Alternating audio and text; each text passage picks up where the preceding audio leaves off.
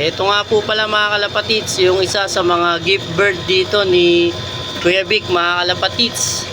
Ito po, ang linyada nito is Kurt Patrick mga kalapatids. Galing kay Bossing Mardek, yung lolo nito mga kalapatids. Pero yung magulang nito na kay Kuya Vic mga kalapatids. So, breed po to ni Kuya Vic.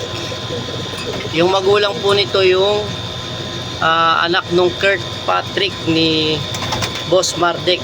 So, yun nga mga kalapatids, no? Ito yung apo. Yung lolo nito tumapos ng 1,200 km dito po sa Saudi Arabia. Mga kalapatids, yung lolo nito. Napakaganda ng record mga kalapatids, no? Ganda ng kulay. Grisel, no? Parang agila. Yun nga, gandang ibon to mga kalapatids. At dito rin po yung binigay ni Kuya Vic na kanyang solo anak ng kanyang anak ng kanyang si Amira mga kalapatids.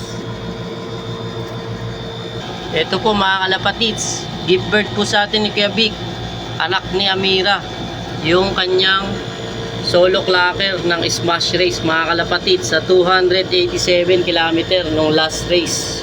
Yan po mga kalapatids, anak ni Amira. Yan po, 287 km smash race mga kalapatids. Siya lang po ang nakapagpauwi ng 287 solo daybird mga kalapatids. Wala pong nakapagpauwi, siya lang po. Yung iba po nakapagpauwi ng ibang araw mga kalapatids.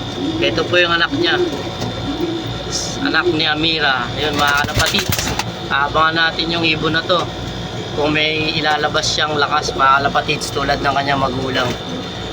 Yun nga mga kalapatids, ito lang po ang ating update ngayon sa ating mga barata. Yun, let's go and bye.